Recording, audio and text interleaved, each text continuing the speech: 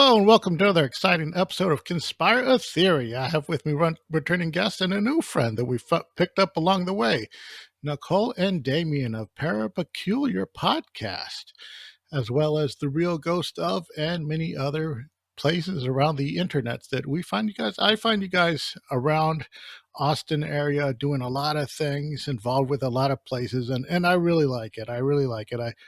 I keep wanting to run into you, but the last time I went to, I think it was you, there was something going on at the 666 Social, which was a lovely vampire cafe. And they said, oh, they were out on a gig. You guys had like a convention that you guys were attending, so I missed you by just a hair. And I guess that seems to be the theme so far, because I remember when there was another event, I came down sick, and it's like, oh, I can't go. So I keep missing you guys, but finally we got you guys in, and it is so great to finally meet and talk to you both, because I guess I've heard of your show separately, and then you guys have recently sort of teamed up and had like a sort of an ultimate crossover. And I was wondering if maybe you guys could, just tell us a little bit about yourself. Nicole, you're a familiar friend from earlier before, and Daimian, you're a new friend that we've met so far. And I'd love to hear about your show and what you got going on. So go ahead. Hello. Hello. Thanks for having me back and allowing Daimian to tag along this time too. Usually there's a no Daimian allowed policy, which you'll come to understand why that is over the course of this conversation. So yeah, we have teamed up. So I know when I first talked to you, I was running The Real Ghost of, well, still am. Daimian has ParaPeculiar, but I went into the original Vampire Cafe, the Glass Coffin here in Austin. R.I.P. R.I.P. We love you so much, Joey. But that was the first location you had the museum in, the ParaPeculiar Haunted Museum. I went in, Joey introduced us, was like, hey, I have this medium you have to meet. And then you very quickly roped me into doing your events. Doing events, yeah, because when I met Nicole, I'm one of these people that is very, very, very gatekeepy when it comes to what I'm doing, and especially when it's with someone that calls himself a medium. You're not gatekeepy. You're kind of a dick to mediums. Okay, so I wasn't sure if I could use that word. So gatekeeping means dick for sure. I am kind of a dick to people that call themselves mediums, and in that I mean I put them through the ringer. Okay, but to be fair, I did not introduce myself to you as a medium. Okay, Joey introduced me.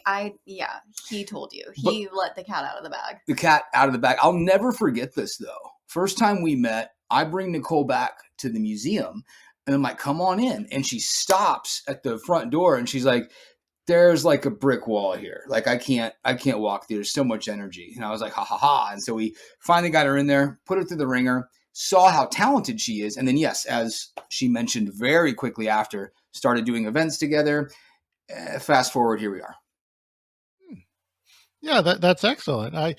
You guys had like a really good, I guess, first meeting that was like a little bit rocky at first. And that's like a good fun story.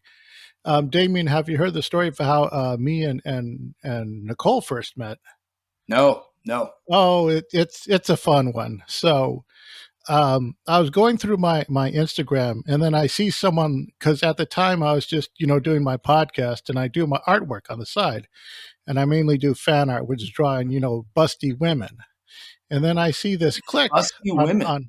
And then I like busty me? No, nobody wants that. I don't see why not. And then it's this sort of like, it's one of my pictures. I don't know if it was Lady Demetrescu or something like this, one of those Resident Evil thoughts, and I see the name, and it says Real Ghost of, and I'm like, oh, what's this? So I'm curious, and it's a podcast, and then I find out that it's local, and I'm like, oh my god, I have to reach out to these people, because it's when you find stuff in the paranormal, that's fun, but when you find out they're practically your neighbors, that's even more exciting. So I reached out to her. We had a great time, and it was a fantastic episode when we talked to each other. But since then, that's pretty much how I guess I got roped into the orbit of Nicole, was through I guess she tripped over one of my big busty women drawings. That's how rest is history. So I The guess from rest what I'm is hearing that history. Yeah. The rest is history. No.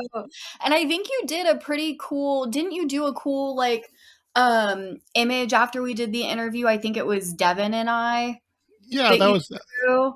I did like a quick little fun sketch of It them was so together. good. You have to do a new We've been one. looking for a new sketch, haven't we? Yeah, we have been actually Yeah. because you had one done of us a while ago and I absolutely hate it and Everyone loves it. everybody You else hate loves it. it, Yep. but I hate it. So, Yeah. I always from what I've heard of her prior adventures, it sounds like her team, they go out, they scope out, and then they just throw her in like a cat just to run into everything and get caught up in everything.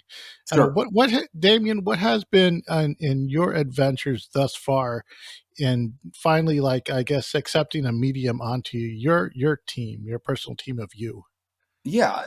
It's going to come down to a lot of, I don't, anyone that I've ever brought on, and at this point, our little crew is essentially Nicole and I, and we'll bring other people in sometimes if we want to, but um, anytime I would bring someone in, I would always stick to my methodologies and my ways of thinking. Um, so bringing Nicole on, she was just very down to ride on that, right? And we just meshed that way. The cool thing about Nicole, I'm gonna gloat on you, is we are two people that don't live in an echo chamber, right? So while we both agree on X phenomena exists and X phenomena is happening, we will oftentimes slightly disagree on what X phenomena is. This allows us to have some really great conversations and really get weird with our experiments. We do some pretty weird stuff and we get some pretty wild results. So, yeah, I think. well, yeah, I think the other part of that, you started it off by saying, "Oh, I just brought people on and they're doing my experiments and my methodology." Mhm, Well, now, you're able to be a bit more open-minded and we both come up with experiments. slightly more open minded. Yeah. Slightly more. Now, I will tell you though, it's based off one of the first times I had invited Nicole to the original museum space to do sort of an after hours investigation. Um, I mean, right off the jump, you're getting the knocks on the walls, intelligent responses. And we're sitting there doing a session, and an Estes session. Nicole has the headphones on, and I hear this knock, and she kind of looks up at me. She's like, "Something's around." And I was like, "Oh boy." So since then, it's just been like me chasing the dragon, right? Like I'm constantly charging this battery and just going with it. So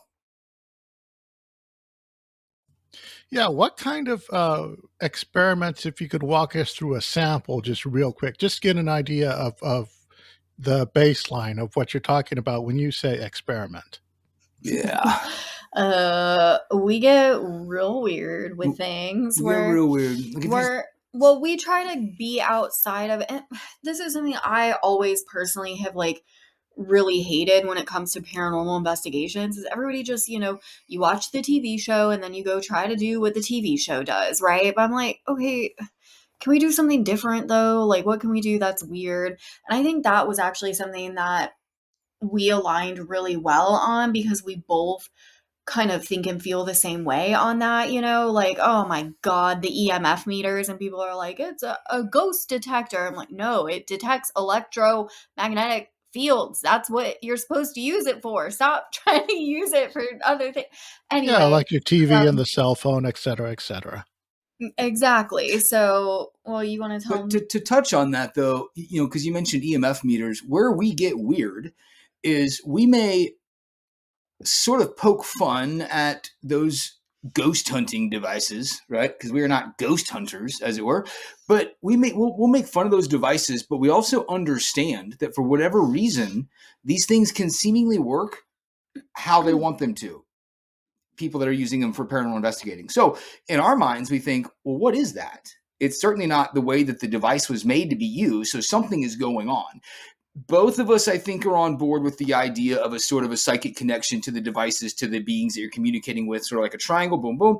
And we will get really weird with that. We've started experimenting with all kinds of things. So we've kind of gotten rid of the spirit boxes as an example, and we just use basic shortwave radios. We're doing stuff with televisions, mirrors, different things with mirrors. As a matter of fact, we are sitting right now inside our room of our collection of our haunted items. The haunted museum. If you're able to see behind us, you'd see a bunch of old tape players and radios, and there's television sets and all these different things that we'll use in our experiments.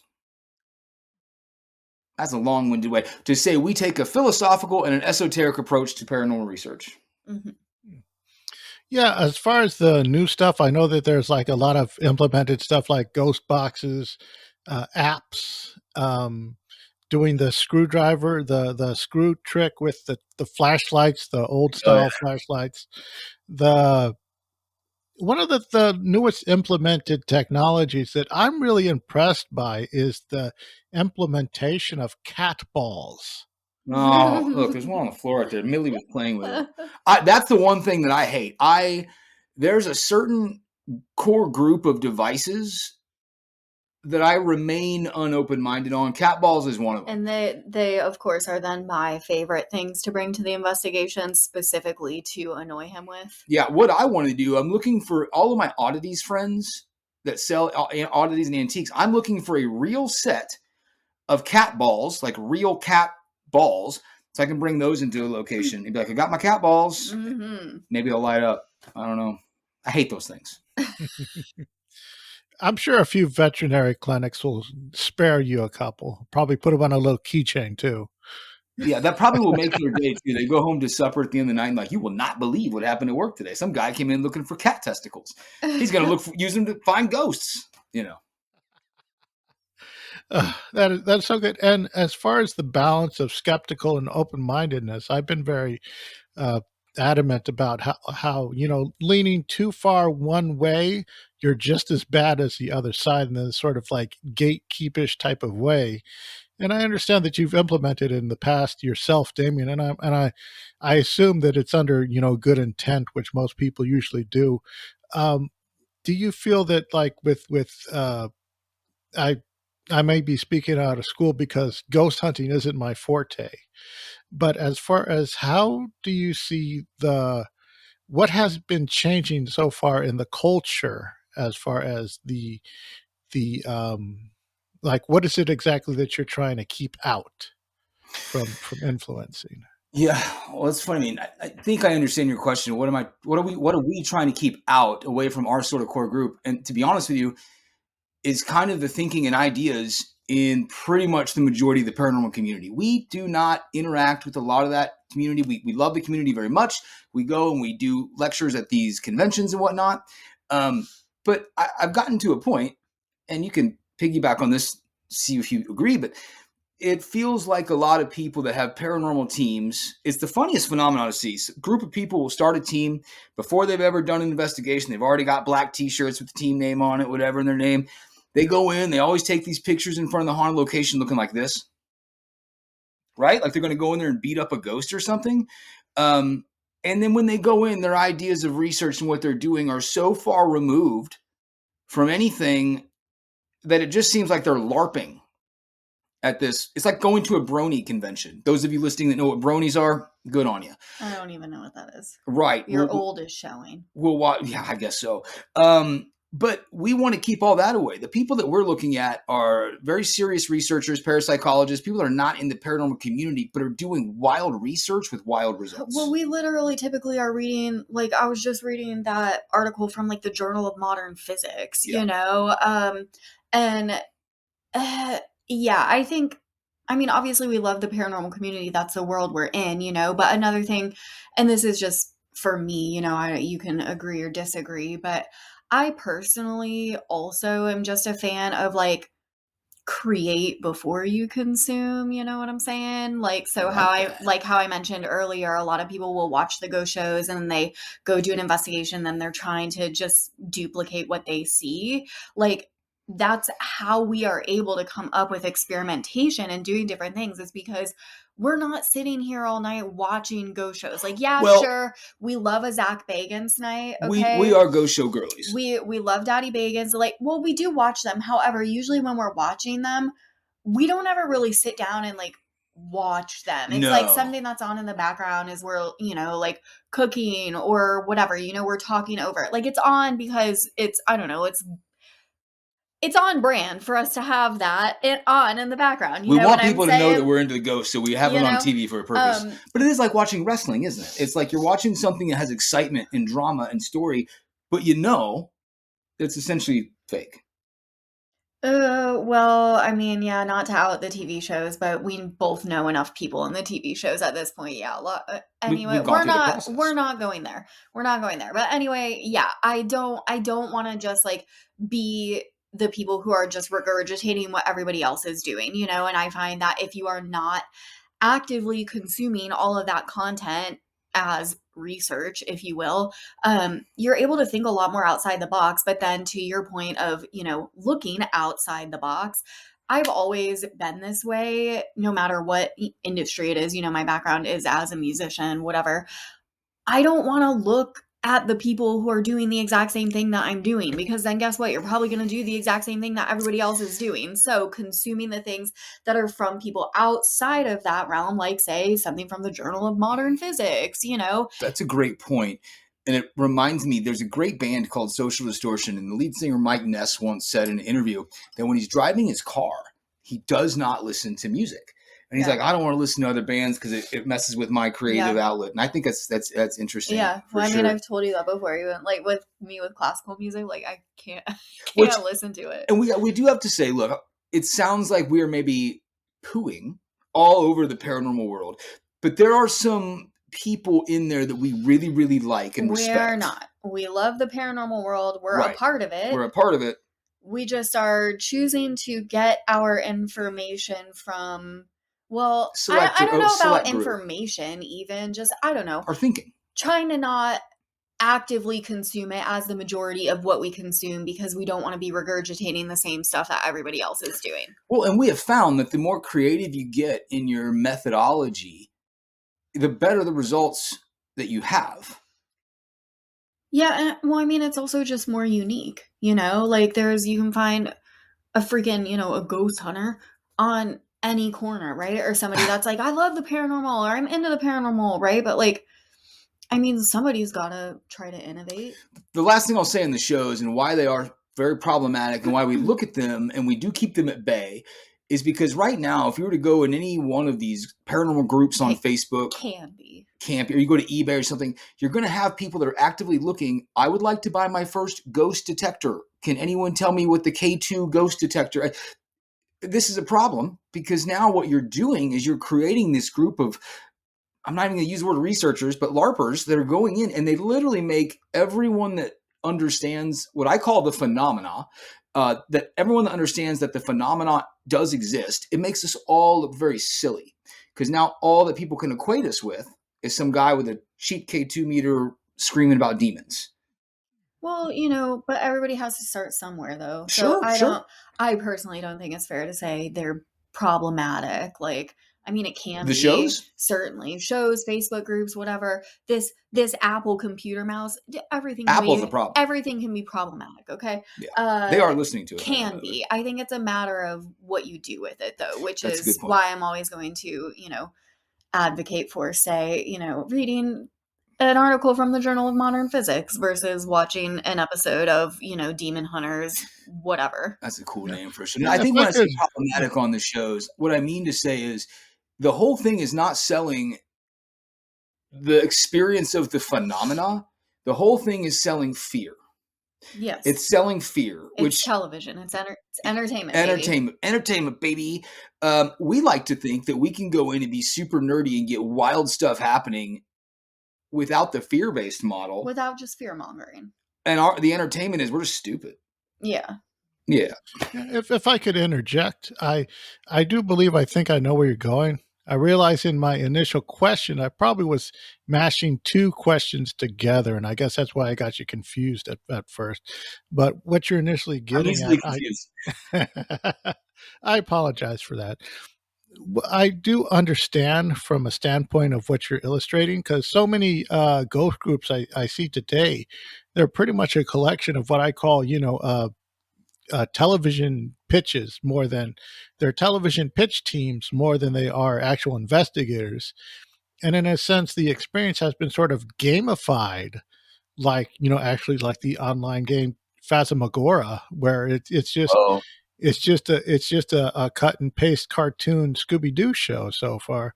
So I can understand a criticism of that from a perspective, I guess what you're sort of alluding to, or I can understand that, principal perspective of it, and the point that you're trying to sort of, I guess, get more to the roots of the matter. And it's about the experience itself, not so much the team. Everyone's saying I'm psychic. There's a little girl here. Her name is Sarah. She's in a red dress. She's a blonde. it's always a little No, girl named Sarah. even in places where there's like records, like no records of it.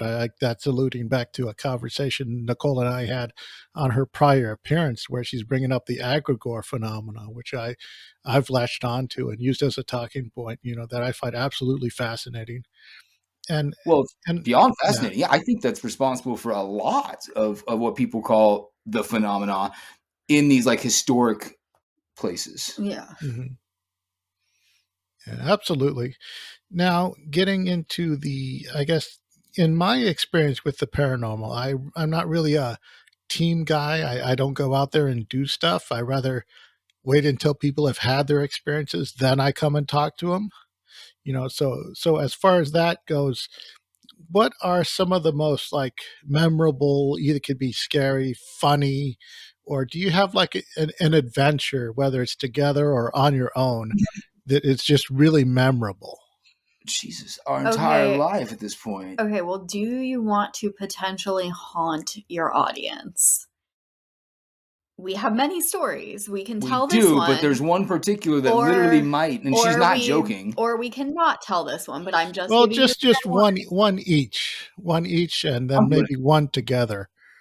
We'll give you, how about we'll give you one. We'll give you one All right, that's might fine. it's a together one, but disclaimer, everyone, you might be haunted, you might be followed by what we're about to tell you about. I'm not kidding. She I ain't know I'm saying joking. this in a weird tone, but literally every single time we've ever told this story, we have people messaging us and reaching out to us afterwards being like, oh my god, I just heard it in my house.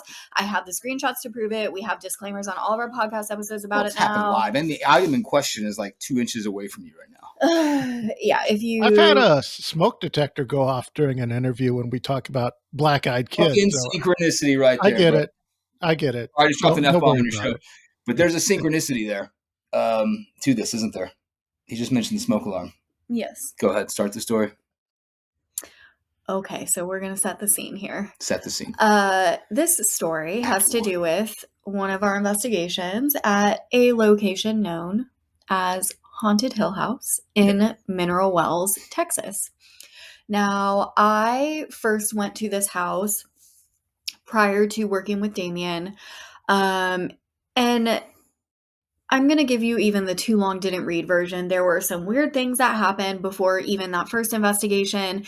One of the team members who was supposed to go ended up not being able to go. Somebody who was literally flying in to come to this investigation got super sick, like literally woke up to catch their flight, was super sick, ended up not being able to come. So this whole team got whittled down to me and someone else, my friend Tony. So it's just her and I. I have no idea where we're going into. I have no idea the severity of the reports here, anything. So I'm just, happy as can be. Yep, let's go. Okay. So we go, have an absolutely wild experience. One of the loudest bangs that I've ever experienced, ever, even since then. Like, we were doing a live stream, and you know how when something like thunder or whatever happens and it will like rattle the windows, or like it feels like it shakes the house. That's how loud it was. Okay. It is on video. You can literally see the entire room like move.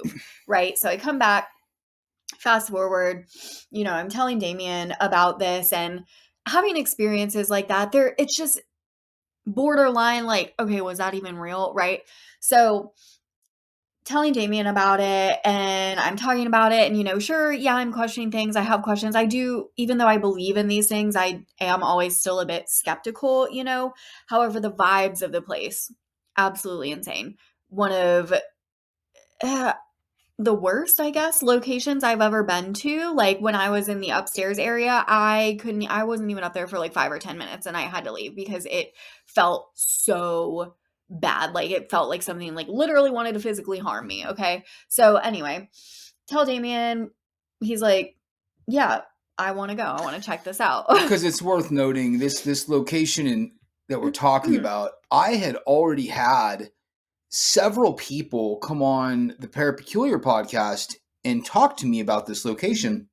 Interesting thing is, because of the nature of the phenomena that happens there, you'd have one group of people that would say, dude, we went to this place, Hill House. It is the most wild, like most haunted house in the whole world. Like there's demons everywhere and everything else. And then you have the other half, which are like, dude, we went to Hill House. It's fake as shit. It's just completely fake, right? Because the phenomenon is so wild, it has to be fake.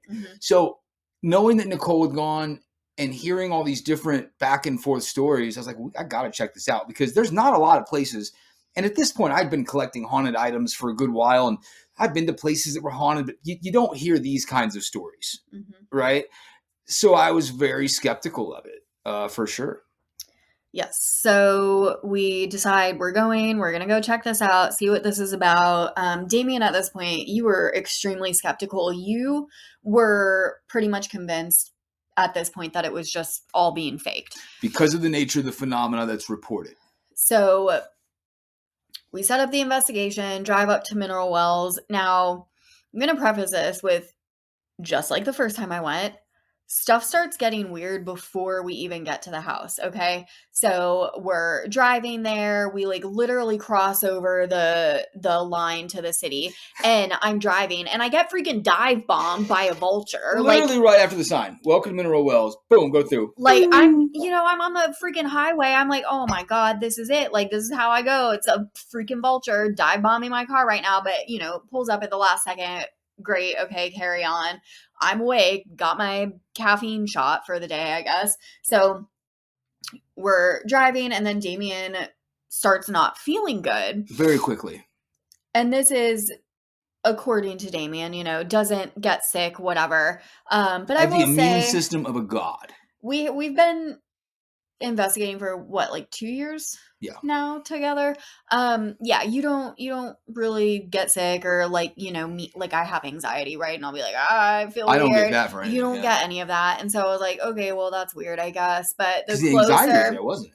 Yeah, and the closer we're getting, it's getting worse and worse and worse and worse for you, right? So we get into town, I'm like, well, I don't know, I guess we'll go get some food and hope that this helps him feel better. So we go to this restaurant, we sit down, we're ordering food, talking about the investigation, and I have to shoo away a fly. And so we keep talking, we're trying to figure out our game plan, and I have to shoo away another fly. Yeah. Pretty soon I look over our window next to us, and it is flipping covered in flies. And I look around, and there's just not flies flying around this restaurant. Which, for anyone who's not in the paranormal world, that's definitely like, for any paranormal investigator, that's going to be kind of a, red flag of like, oh, fuck, followed by flies, or it's the horror movie, like, oh, there's demons, right? It's a trope, it's a trope. Yeah. Or it's going to be the red flag of they're already giving us a line of BS with the flies. Because it is. So they were all over our window, though, and they were nowhere else in the restaurant. I'm not going to sit here and say that it was because of anything supernatural, but... Okay, but... So that happens, and yeah, sure, of course, it could be like, oh, well, maybe it's just a restaurant, but then we leave, we get back in my car... And what? And there were flies in my car. In the damn car. Okay? And it's not like I had been sitting there with the windows open or like the car doors open, whatever. So who knows how they got there, but flies in my car. So we drive over to Hill House, we check in. But this is when it gets really weird. Like, we drive to Hill House. It's maybe a mile away from the restaurant. Mineral Wells is a small town. So we get there, and as we walk in the house, it's my very first time ever going into this house, okay? We walk into the house, and everything that Nicole had briefly mentioned, and we go into more of it on our podcast, so shameless self-promotion, listen to those. But all my negative feelings, my anxiety I was having, my sickness, all of it, gone in a second. It was like walking into the house you've lived in for 60 years. That was weird. Which obviously I did not love because, when I was there the first time, for me, as someone who's, I guess, I don't know, I don't like the word sensitive, but more sensitive to energies. I don't know, the vibes don't lie. You know what I'm saying? It's a And weird vibe the there. vibes were not good. It did not feel good. And so for you to walk in and be like, oh, this is great. I'm like, oh, Well, it was just weird to God have that damn it. feeling shift. And it was almost like you walked in and something being like, welcome home. Now, fast forward, like the tour starts, the owner, Kathy's giving us a little bit of tour and things are happening around us that are already, for me, like, what the heck? Like things that I was like stopping her on her tour, Yeah, being you're like, you getting got to stop. touched. Yeah, I was getting touched. Anyways, long story short, at some point in the investigation. Well, you went upstairs. Yeah. And I was downstairs because the upstairs, again, remember from the first time, that was the area I did not like, felt awful to me, like super negative, oppressive. So he goes upstairs. I'm sitting downstairs. They have this little command area center set up. And I'm actually live streaming it at this point. I'm live streaming on TikTok. And he's sitting in one of these rooms. Toby's room. And you can just start feeling the energy shift. And I'm watching him on the camera. And he just looks weird. It feels weird. And you can see me on the live stream. I literally stand up because I'm about to go upstairs because I'm like, I don't know, I'm pulling him out of here. Like it feels weird to me. I don't like anything about this. And I stand up and then you hear, as clear as day, a freaking whistle. A whistle, like someone's whistling a tune. Like we could like that. Yeah, like pretty extended. And so I hear it upstairs, you hear it downstairs. You hear it upstairs. You can see him react to it on the video. You hear me muttering under my breath. I'm like, what the fuck was that? And then I have on TikTok, because I didn't say what I heard. I don't like to front load things. And I have comments coming in on TikTok being like, what was that? I just heard a whistle. It sounded like I just heard a whistle. And so I'm like, oh my God, you guys heard that too? So yeah, I go upstairs. He heard it. We try to figure out if there was something. He didn't whistle. I didn't whistle. I can't even whistle. Okay. I can't whistle. So we didn't do that. No. We have no idea where it came from. So fast forward overnight, we leave in the morning. The owners come back. We are leaving. We get down the road. About 30 miles down the road. Easily 30 minutes down the road. We're driving home. We get a call from Sonny, who's one of the owners of the house. He says, hey man, y'all left a phone charger here. What do you want me to do with it? You want me to toss it? Now look, this is interesting to me because any normal day, 30 miles away, I'd have been like, dude, toss the phone charger. I'll get one for $5 at the next gas station. Yeah, I was pissed because we're driving my car. I'm the one driving. I'm like, dude, I'm not turning around and driving 30 minutes back to this haunted ass place to get your stupid phone charger. I'll buy you a new one at the freaking gas station. Yeah. Really glad we did, though. For somehow I was able to get Nicole to... You insisted. I insisted. And when Daimian insists, we turn back around and we go to the house. There's Sonny. Gives us the charger. He says, hey, I know you guys have this museum of haunted items. I've got this chair that's been in the scratcher room, which is one of the rooms there, for years, and the leg is broken on it, so I was just going to toss it. Do you want it? And I didn't even look. Yep, I want the chair. Let's take it, right? So like idiots, we put this chair in the back of Nicole's car, and we drive I would like home. to specify you, like an idiot, put the car in the back, or the chair in the back of my car that I now have to take home. Driving this car with his freaking haunted ass chair. Like, thank you so much for that. Love that for me. You're welcome for your first attachment. That's essentially where this story goes. So get home. First thing that happens that night, I think this is so cliche. I go to sleep. I have the chair in my office. I wake up at 3 a.m. So cliche.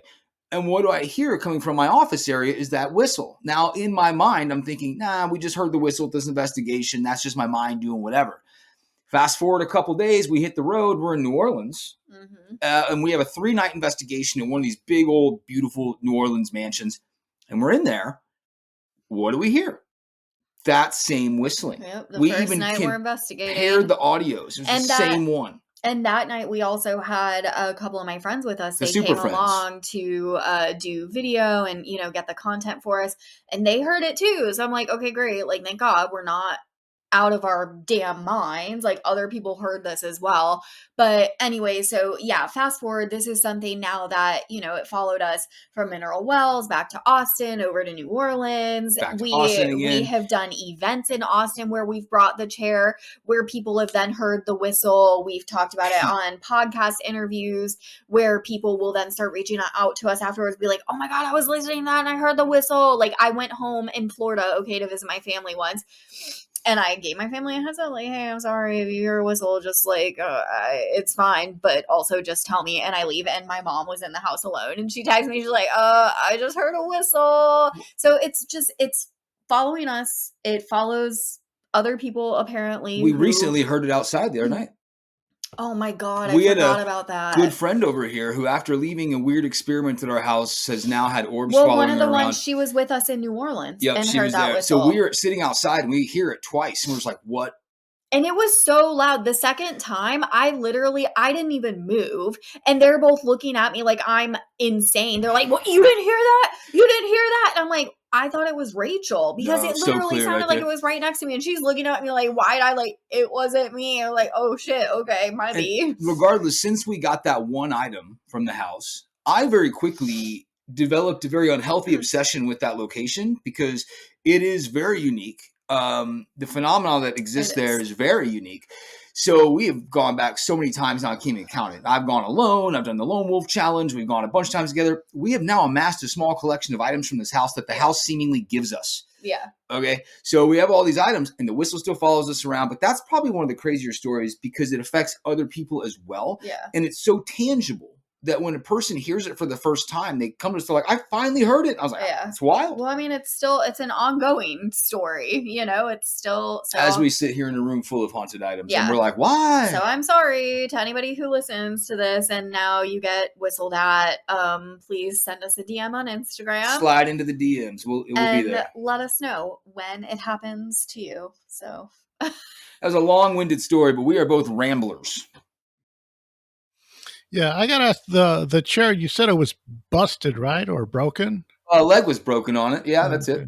Did you have to like prop it up with another haunted item? Is there like a haunted chair let's see if I can haunted doll keeping it stable or something? See if I can. No, it's like at the top of the leg, it just, I don't know, it like came undone, but it's not like the glue, like the wood broke, so like it's still stable. To give you an idea, we brought it to it just would probably break if somebody sat on we it. brought it to a convention that we recently lectured at. Oh my God, and some stupid kid, the families were there. We had a sign on the chair like, do not sit on this thing, this is legit haunted. Right here. Yeah. And this kid, warning. Yeah, and this kid, like, do not touch, do not sit. And this kid just comes and sits on it. I look up, I'm like, oh, and I look at Nicole, and she's like, dude, I'm like, and me, of course, because I'm sorry, I'm just really like not a big kids person, so I probably traumatized this poor kid. I like just looked at this kid totally deadpan. I was like, you're gonna have nightmares for the rest of your life now. And he just looked at me. I'm like, oh, whoops, I'm sorry. I probably just caused trauma. Well, unfortunately, our collection probably caused that whole family to now have a bad time. I bet that kid gets home like, Mom, there's a whistling in the room. Yeah. Anyways, that'll teach the kid not to sit on chairs. Yeah. that are supposedly haunted. That have a big warning sign that say, do not sit. Yeah. Yeah. All right. So wow, that is a lot. That is quite an adventure. Yeah. I'd have to say, I am curious. So what is your impression of, I guess, the rest of the neighborhood as far as paranormal goes? Like Bigfoot creatures, the chupacabra, alien abduction phenomenon, all the fun stuff. What is your impression, or do you guys just keep in what's familiar? It's all the same. Okay, well, before you get into it's all the same. I know what you're asking. I personally, something that I feel very strongly about is I actually really dislike when people in the paranormal, and by paranormal I mean like, ghosts, are like, oh, I only do ghost things, because I do think that it's all related. Like, it's all weird phenomena. I think a lot of these things, have ties together or interrelated, interconnected, maybe it's just same thing by different names, whatever, but people often kind of stick to their own little like area, right? Like they'll be like, oh, I'm a paranormal researcher, or I'm a cryptozoologist, or, whatever. But I'm like, dude, like it's all weird shit. It's all probably related. Like, look at all of the things, which leads us down to, that, well, taking it back to the Journal of Modern Physics that I was talking about earlier, a recent, rabbit hole that we've been down is on plasmoids, which potentially just explains all of this. Good. Yeah, when I say it's all the same, I say that to mean that the phenomena is the phenomena, right? If you do the research and you look back, I mean, these stories are the same reported phenomena time and time again, all the way back to antiquity. Mhm. It's a funny thing, even if you're a religious person or not, just pick up your Bible and flip through it and start reading what sounds like modern day paranormal experiences. Wild. So through what we've done, so we don't separate the camps. As an example, just the other night, we were out in the backyard doing a CE5 sort of thing, like summoning what people call UFOs or UAPs, which I won't go on a rant, but I believe are not extraterrestrial, but they are the same thing as ghosts. They're the same thing as cryptids. It's the phenomena being shown to you in a certain way for whatever reason through whatever filter. So we look for them all. We are Bigfoot girlies too. I'm a Mothman girl. You're a Mothman girly. Yeah, you are. Yeah, I do find it rather interesting how the phenomenon presents itself to individuals as one thing or the other, and it's like the one-off things. I do find that so curious. Well, it does Like, it to the same groups too, right? You've yeah, got Bigfoot sightings where a group of 5 people witnesses that phenomena. Each one of them has a different visual depiction of what they saw, but everyone saw something that in their mind equates to the same thing that the other one saw, but wildly different accounts of what the thing looks like. You see the same thing, cultural differences. You talk to people over in Japan that are having ghost apparitions. They're going to look very different than, or do very different things or sound very different than what they do over here. I think that's pretty interesting. I think a question to ask yourself is, why is it that this phenomena only chooses to speak in the language you can understand? If you can show me one paranormal investigator that's gone into a location and apparently gotten the ghost or a dead, I don't know, Japanese person, like speaking some language they don't know, you don't find it. You don't find it. And if you do, it's very, very rare. But yeah, that's I'm about to go on a rant. I go on rants. Mm-hmm. yeah, that I don't know what to make of it. I'm still in the just trying to figure stuff out, but I do love hearing everything out, and I think it's all important in the greater scheme of things. But it's just I still can't help but enjoy the flavors that I enjoy, and I feel that a lot of people are that way too, and I guess that's what keeps us divided, somewhat, because the stuff is so good, if you're really into it. And if everybody wants to keep their own camps, that's completely understandable. With how everything represents itself, it's like, well, no wonder there's separate avenues that people like to pursue. So I can totally see that, even though I guess the more para unity that people try, it works for like a little bit, but then everyone graduates because they prefer their filters, type of things. That term gets thrown around, doesn't it? And I see it a lot in the paranormal world, like support paranormal unity. And I'm like, what's weird? You don't see that in the scientific community. You don't see a bunch of scientists like support unity. No, the paranormal community has this weird drama. Sometimes watching it unfold is like watching the Jerry Springer show. Oh my God. Well, that's you want the real tea. That's the real tea why we, tend to just stay in our own little world is, dude, the fucking paranormal world. Everybody has so much drama. Everything's so dramatic. I'm like, I'm not trying to be on like I know the Real Ghost of is named after the Real Housewives of, but like I don't want to be on freaking the Real Housewives of. But the thing to remember too is, first off, you said something of multiple flavors. We are not vanilla in any means. We are all flavors of the para rainbow, right? And I think you have to be. And you also said something to the effect of, trying to understand what it is. I think the only thing to ever understand is you never will be able to understand what it actually is. You might come close in theory, philosophically, but you're not going to figure it out. So I think if you forget that, right, don't be one of those teams that's like, we are here to collect evidence of the afterlife. It's like, dude, we already know it exists. Like whatever it is exists. This phenomenon exists. Just go out there and experience it. Have you ever noticed that the big TV shows, they'll get little things happening here and there, but not a fraction of the stuff that we have experienced and Mhm. other people we know have experienced when they're not focused on making a TV show or recording. Right? It's like this phenomenon knows, like, I'm not going to let you make a mockery of me, or I'm doing this for this reason, not to be on your television show. It's interesting. We've even had stuff deleted and then Mhm. re-added to our, just wild stuff. Multiple times. Multiple times. Not by user error. Yeah. You'll have to trust me on that one, but not by user error. So make it about the experience, right? That's what matters. That's what will have meaning, and that's the important thing. Yeah, but it's so hard to fight human nature to like that. I need to know. I need to flip to the last page of the book to see who did it. Was it the butler and with the candlestick in the kitchen? That's just a human nature thing that I think sort of drives us, and it keeps us here in a way. So Yes, the wonderful thing is if you don't find the butler with the candlestick, then you've got part 2, part 3, part 4 to read. So it becomes this ongoing adventure.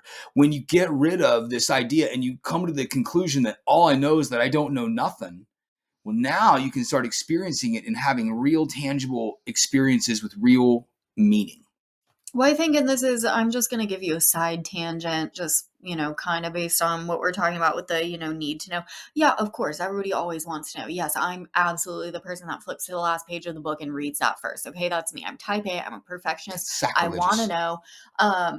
Okay, however, again, not specifically what we were talking about, but I'm just giving you a little side rant, okay? One of the things that absolutely drives me insane, and just, for anybody who is also in the like, oh, I'm just curious about these things and starting to like want to learn more or whatever. Dude, anyone in this world, like, I immediately lose respect for people and will go the other way if anybody is talking about things and presenting it as if like, oh, this happens because, or this is XYZ, or, just presenting information in a very like set way when it is in regards to the paranormal, like it, because the reality is nobody knows. Like, it's all just like, we have theories and we can have our best guesses and our best ideas, but like, okay, we'll actually find out when we're dead, And I just find Maybe. that so many people, well, yeah, maybe. But I just find that so many people in this field, they try to, like, you can still position yourself as like, you have the credentials, you have had the experiences, whatever, but also still acknowledge that, nobody is ever going to actually know. And like, that's also okay. You can still like share your experiences and present on things and do lectures and talks and whatever, be considered an expert in this world without having to try to be definitive about things. There are certain things that we can be definitive on if we just look at research and look at repeated things, like things are repeated, sure, like that's easy enough. Or we can be concrete on the phenomena exists, right? Like if it's in the Journal of Modern Physics. Right, you drop that so many times. You love the Journal of Modern Physics.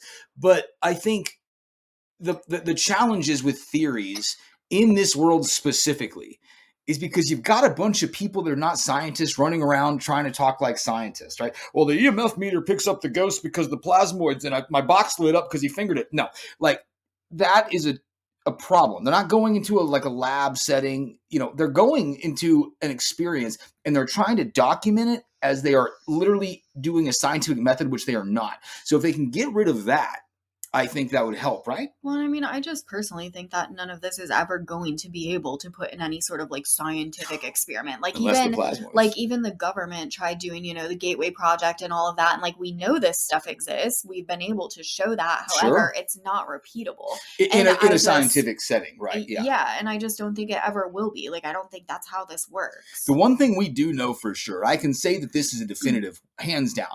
Now, of course, there is no what you might call scientific proof, but this is just all the way from antiquity till now. The research shows that we are a big part of what this phenomena is and why it happens. Okay? There's us, there's whatever it is that we're using to research, investigate with, and then there's the phenomenon itself. Somehow that all connects together, and we are a big component of that, whether it's our conscious, our soul, whatever it is you want to say, that is able to connect with this, and there's a telepathic connection. You can sum it up that way. We are a big part of what this phenomena is. We actually did a lecture about the hottest new ghost hunting app on the planet. Guess what? It's yourself. Right? We don't go in with like cases full of gear, do we? We go in with this little girl, and she's wild. Yeah, you have me. Sorry. Medium AF. Yeah. I guess in that sort of would liken it into, I guess what they would call the observer effect, where, Yes.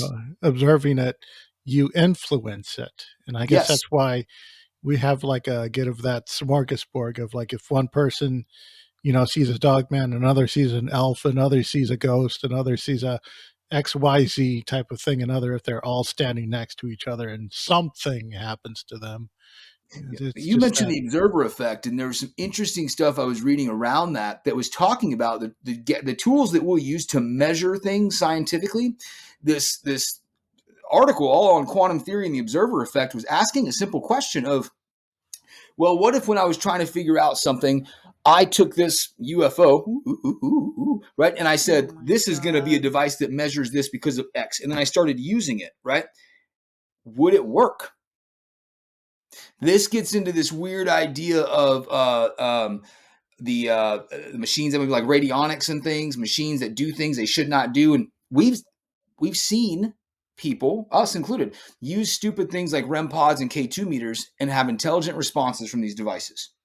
So something is happening.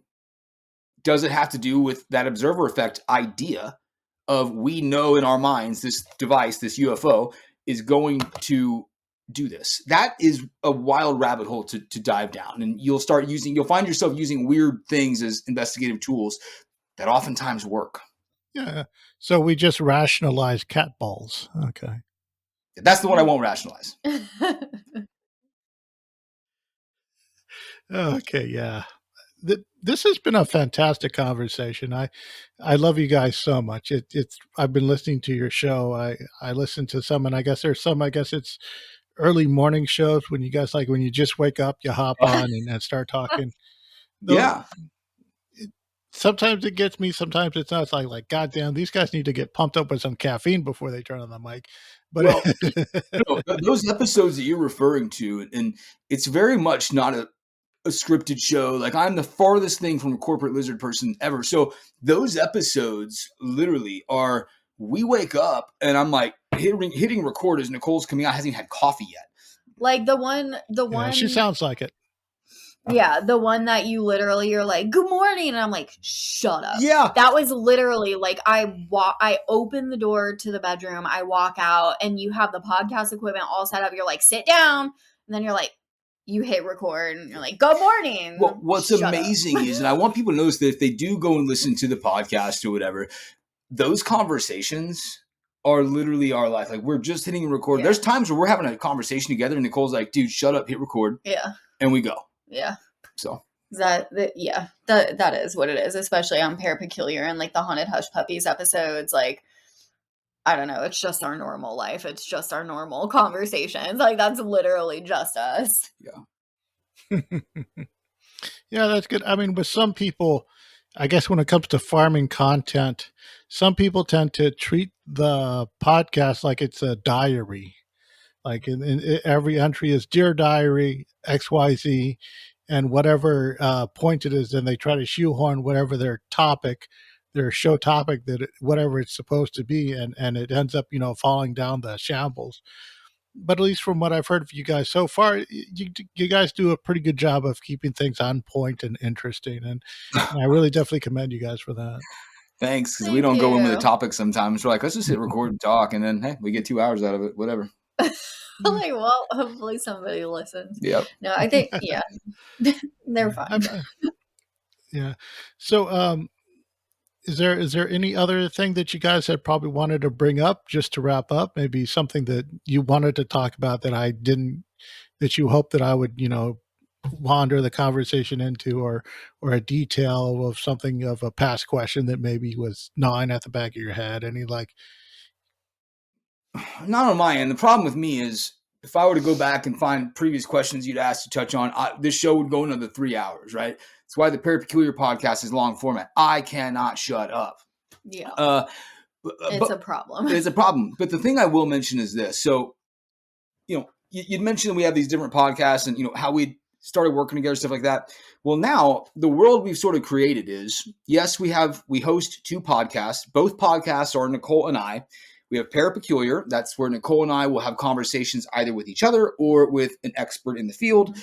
Then we have The Real Ghost Of, which is the podcast Nicole initially started, which is now just her and I as well. That's us going on our investigations. You get a real taste of Nicole's mediumship skills in that. So on that podcast, you're getting us in the field, right? Sounds so in the field. But then ParaPeculiar is more theory, philosophical based.